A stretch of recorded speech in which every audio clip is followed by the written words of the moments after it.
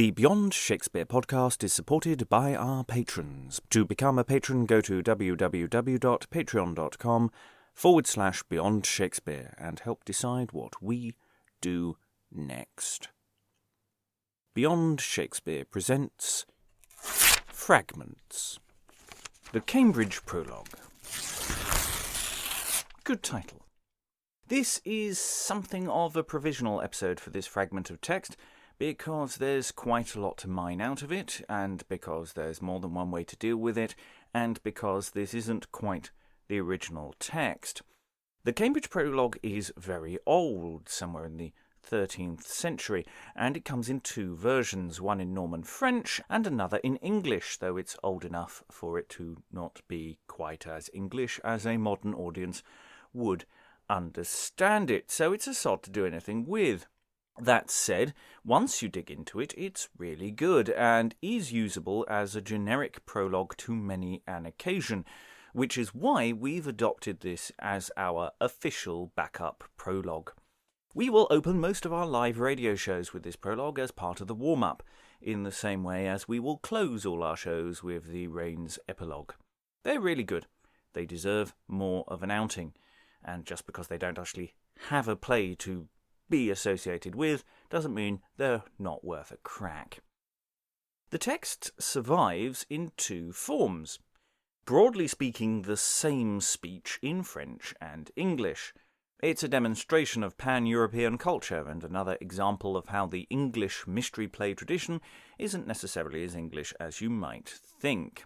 It starts in a fairly traditional vein, telling the audience to shut up and make way for entrances and exits. Now sitteth still, and hearken all, that here no bad thing will you befall, and give it room, and well at woe, that men might among you go. Then there's an admonishment about people who talk through shows to stop it now. They that be gathered in our hearing, ne make it no too loud talking.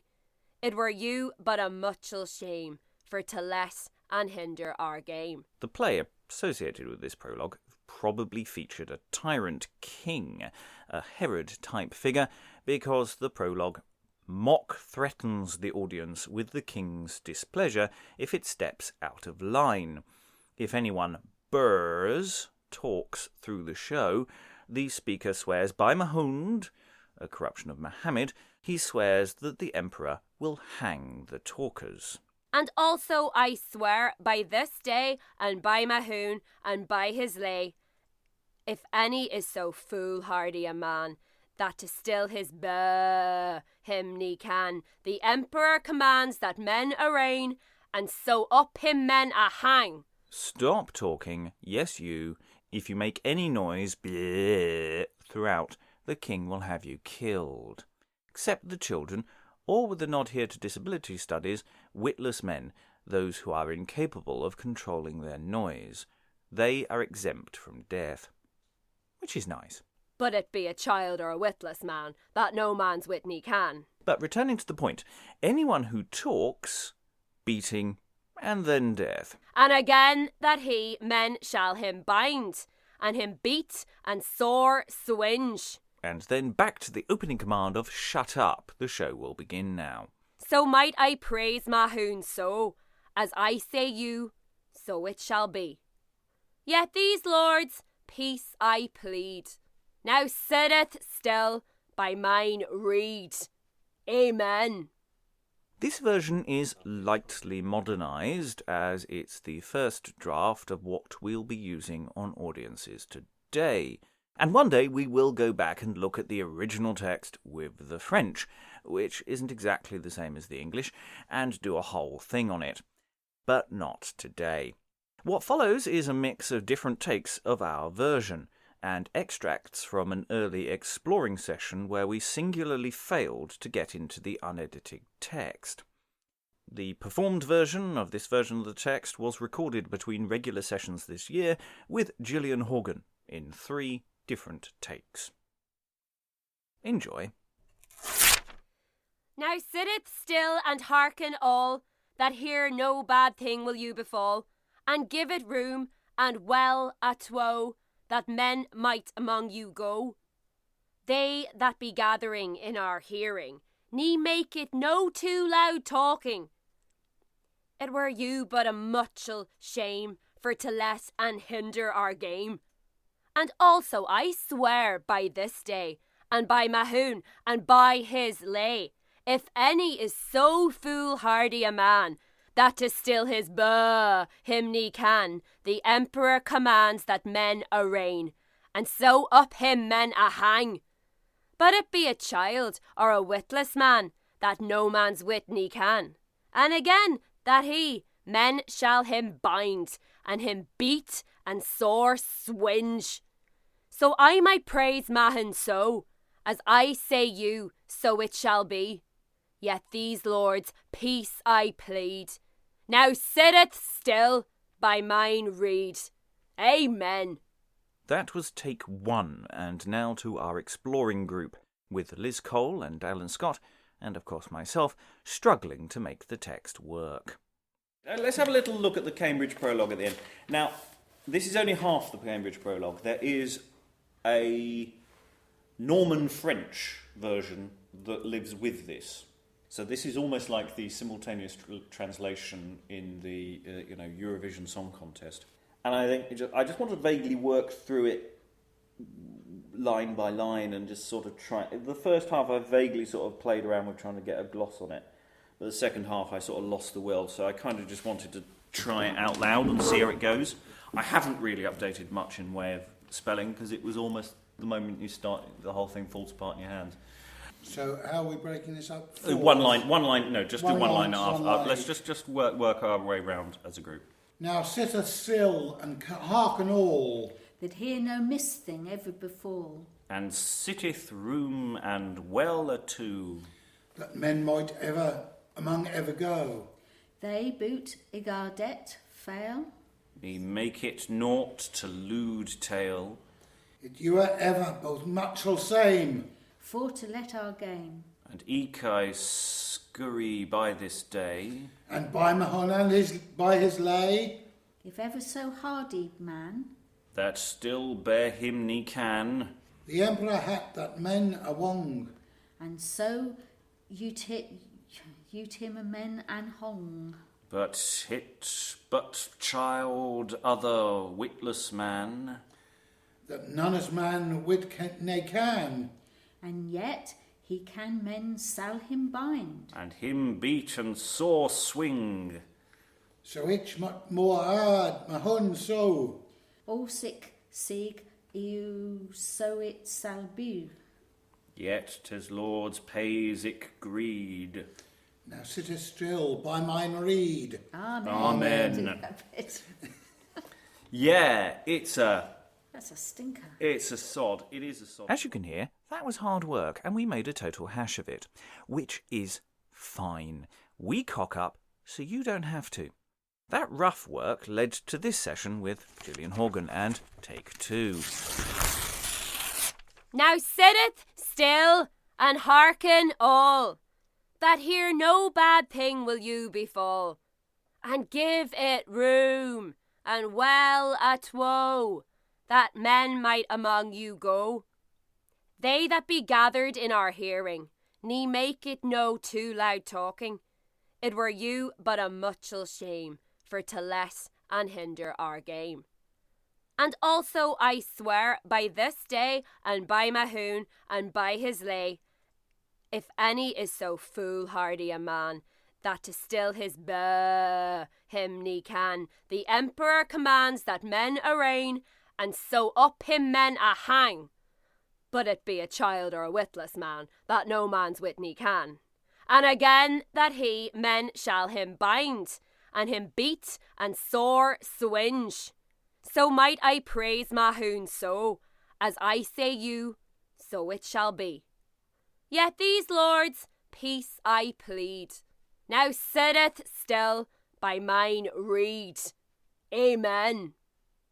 I'm never sure if we should do the amen or not. I on the side of yes, but anyway, back to the exploring group as we try, and frequently fail, to pass the text. I mean, the first two lines are relatively straightforward. Yeah, well, I mean, the first is the standard calling on bit, isn't Yeah, it? it's now the thing. still and hearken all. Yeah. Because nothing bad's going to happen here. I mean, the thing is that you can almost look and say that the first couplet there is the same as the first couplet of the Robin and the Potter. Yeah. And the first couplet of Robin and the Friar. Yeah, which are almost identical anyway. Basically, sit down, shut up and listen. Because the third line, and sitteth room, I think it's room as in WOOM, and sit room and well too, so give everyone room because we're going to move about. And sit it room and well too, so so there's room between you. It's tricky to get that across. That men might among ever go. I think might is a decent enough change there on the fourth line. That men might among ever go. So among you might go. I almost wonder whether there's a stage direction there or a direction to the audience. Sit or two, almost sit in such a way that there's an aisle down the centre. Yeah, well, that's exactly what he's doing. He's saying, make sure sit down, leave a gap, leave room to get, because the cast are going to move in amongst you. Yeah. So it's that sort of promenade kind of thing. It does strike, the first few lines strikes when with an infant or sort of small children, you say, everybody find a space and sit still and face the right direction and pay attention. George, don't do that. Yes. Yeah. Sorry. So then we get to line 5 where it gets a little fiddlier. They that be at be, I think we can just sort of say that be. They that be ingedurt fail. So they that... There's no way of conveying the meaning of that beyond, they that be, everyone here, the great number of you who are here, ye make it naught to lewd tale. If he's saying it's a clean story, there's no swearing here. Well, I'm not sure whether lewd... No, it's ludic. It's It's ludic, as in this story being told, this thing. Yeah, this game being told. It's the game thing rather than LEWD. Yeah. It's not. I'm going to tell Oh you no, it's not lewd. story. No. So do not interrupt this tale, I think, is what's really being that said. makes sense. Yeah, do not interrupt. Shut up and listen. And you make it naught to lewd tale. It ever both much scheme. What is scheme? I think same. Is a good reading of that. That's it. It ever was the same. It to let our it game. ev both much all same. For to let our game and eke I scurry by this day. I mean, I would use scurry, SCUR. And and as I scurry by this day, and by my hound, the impression here is obviously we're talking about an emperor, we're talking about a big person, we're talking about, is this a Herod type? The thing is, Mahound is a generic cry for anyone who's a heathen king. Yeah. It's a Herod thing. It turns up with Annas and Caiaphas occasionally, depending on the cycle. So the indication here is that this prologue is a messenger for an evil king. It might even be an evil king, but I don't think it can. The emperor, what that mineral? What at? At is a sod of a one, because it could be what, it could be that again, it could be at, it could be it. Well, a wong is the one that I'm having trouble with at the moment, because I think if we... A wrong, I think it's just wrong, a wrong. That men are wrong. You don't want to anger this, do wrong to this king. Because he will then you hang, and that's unhong, so unhang. He will unhang you. But hit must be it. But it... And I wonder whether a hong is a mum. So, well, it depends what you it is, really, isn't it? So it's men a hang. I think it's probably a hang myself. But it by child other... I went with witless. I don't know if that is witless, man. Stupid men. That would make sense, because victuals doesn't in the other... No, I think that must be foolish.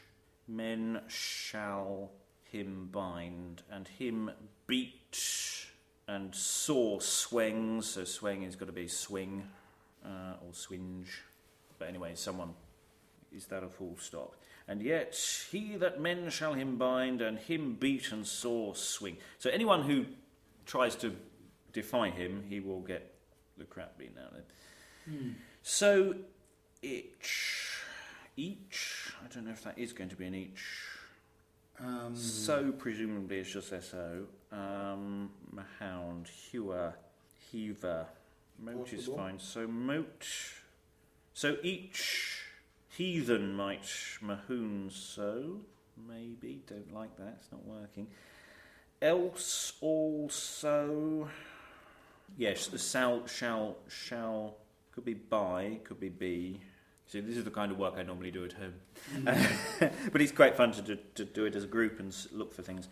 Yet, it could just be tis, isn't it? Could be tis lords pays each greed. Are we going with greed? Now sit still, by mine read. So we return to read, so that must be greed.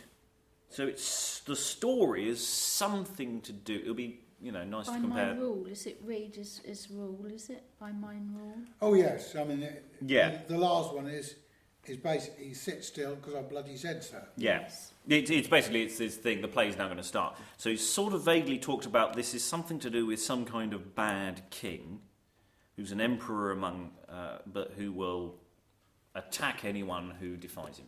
And that's sort of as far as we can really say. It does feel very Herody. No mention of Herod, of course. But it's Herody. But this is a start for me, because it means I can go away now. Go through my materials and try and make more sense of it. But I thought it'd be fun to try and make you say it. Yeah, we presumably got no indication of what this was a prologue to. No, this is all we have. We have a Norman French version that is slightly different. It's the same speech, but it's slightly different, that accompanies this. So there are two versions of effectively the same introduction, so there might be clues in that, but obviously I don't speak Norman French. And we'll close with take 3 from Gillian Horgan. I've been your host, Robert Crighton, and this has been the Cambridge Prologue. Now, sitteth still and hearken all, that here no bad thing will you befall, and give it room, and well atwo, that men might among you go. They that be gathered in our hearing, ne make it no too loud talking. It were you but a muchel shame, for to let and hinder our game. And also I swear by this day, and by Mahoon, and by his lay, if any is so foolhardy a man, that to still his him ne can, the emperor commands that men arraign. And so up him men a hang, but it be a child or a witless man, that no man's witney can. And again that men shall him bind, and him beat and sore swing. So I might praise Mahoon so, as I say you, so it shall be so. Yet these lords peace I plead. Now sitteth still by mine reed. Amen.